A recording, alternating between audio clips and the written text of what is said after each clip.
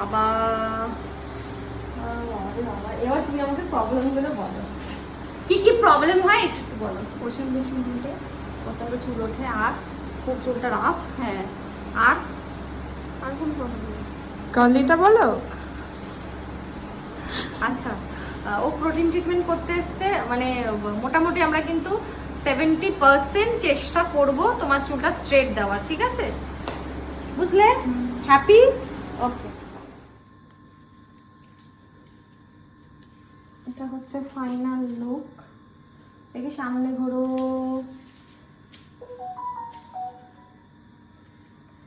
ক্যামেরার দিকে তাকিয়ে রয়েছে। কেমন লাগলো বলো? আমি ভীষণ খুশি, দিদি খুব সুন্দর কাজ করে, তোমরাও চাইলে দিদির কাছে আসতে পারো। থ্যাংক ইউ দিদি। Thank you. চলো।